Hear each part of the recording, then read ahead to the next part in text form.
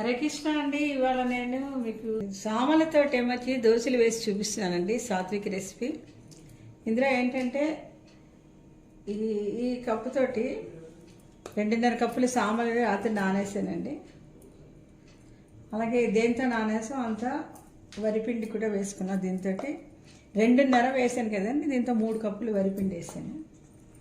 తర్వాత దీనికి కావాల్సిన ఏంటంటే ఉప్పు, కొంచెం కారంకి పచ్చిమిర్చి, ఒక ఎండుమిరపకాయ, తర్వాత చిన్న అల్లం ముక్క, కొంచెం జీరా. ఆ బ్యాటర్ రుబ్బేసిన తర్వాత ఈ క్యారెట్లో 1/2 పీస్ వేసానండి కోరేసి, కొంచెం కొత్తిమీర, ఇవన్నీ వేసి దోశలు వేసుకుంటాం. దీనికి కాంబినేషన్ కొత్తిమీర చట్నీ. దీని నెక్స్ట్ రెసిపీ మీకు చూపిస్తున్నానండి. కొత్తిమీర చట్నీ చాలా బాగుంటుంది. నిలవ పచ్చడి మీకు 6 months ఉంటుంది నియర్లీ. అయితే మటుకు ఫ్రిడ్జ్లో పెట్టుకుంటే చాలా రోజులు ఉంటుంది. చాలా బాగుంటుంది దోశల్లోకి గట్టని. ఈ బ్యాటర్ మిక్సీ తిప్పేసాను. ఆ కన్సిస్టెన్సీ చూసుకోండి. ఇంకొంచెం కూడా వాటర్ వేసినా మీకు బాగా బయటకు వస్తాయండి దోశలు. ఇందులో ఏంటంటే క్యారెట్, కోరెను ఇది కలిపిస్తున్నానండి. ఇందులో అలాగే కొంచెం జీరా వేస్తానండి. కొంచెం రుబ్బినప్పుడు కూడా జీరా వేసాను, వాసన బాగా పడుతుందండి. ఈ కొత్తిమీర ఏమంటే కొంచెం కట్ చేసుకుని చిన్న చిన్న ముక్కలు వేసేసి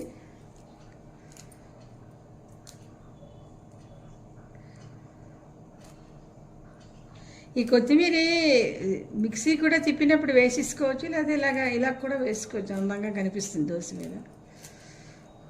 దోశ వేస్తున్నప్పుడైనా వేసుకోవచ్చు, లేదా ముందైనా వేసుకోవచ్చు అండి, అది మీ ఇష్టం.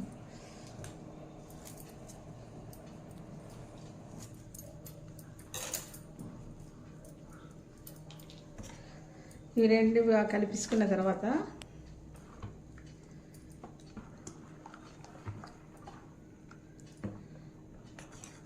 అల్లం కొంచెం కోరేసి ఇందులో వేస్తానండి. ఈ మాత్రం తీసుకొని 1/2 పీస్ వేస్తాను.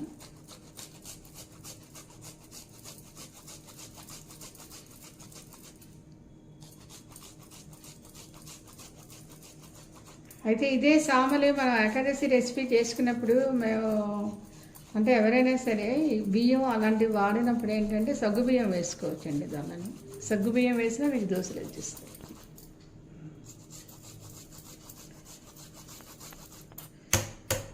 ఇలా అల్లం వేసుకుంటాం.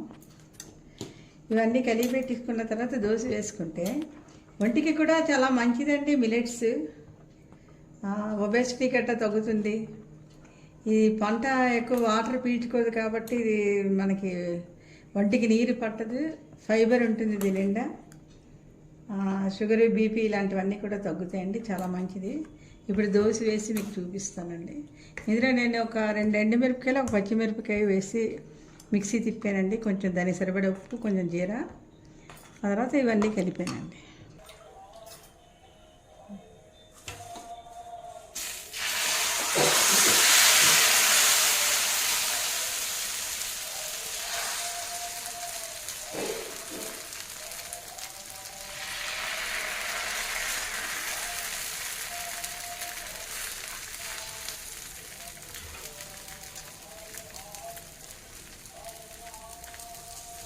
ఇది ఫస్ట్ నూనె మొదటి దోశకి అయితే నూనె రాసుకోవాలండి. తర్వాత నూనె రాయకుండా వేసినా బాగా వస్తే చాలా ఫిట్ వేస్తాం.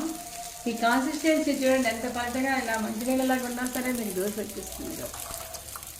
చూడండి ఎంత వాటర్ వేసాను, ఎక్కడ విరగడం సెక్షన్ ఉండదు. అదే మనం ఏకాదశి ఉపవాసంకి మటుకు పెట్టుకుంటే బియ్యం వేయకూడదు కాబట్టి అందులో సగ్గు బియ్యం ఏదైనా కలపాలండి, అంటే బైండింగ్ కలిసి. ఇంకా చూడండి ఎంత నీట్గా వచ్చేస్తుంది. 2 పక్కల కావచ్చు. కొంచెం ఆయిల్ ఎక్కువ కావాలంటే ఇక ఆయిల్ బ్రష్ తక్కువ వేసుకోవచ్చు, లేకపోతే మిక్సీ చెంచా ఎలా వాడతారు.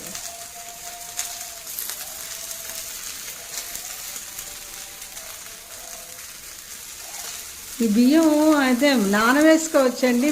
తడి బియ్యం పిండి నేను వేసాను ఇప్పుడు. అదే బియ్యం నానేసి కూడా వెంటనే రుబ్బుకోవచ్చు.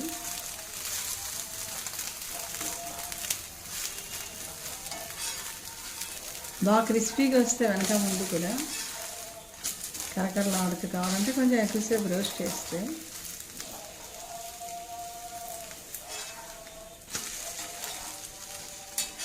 చూడండి అంత నీట్గా వచ్చాయి.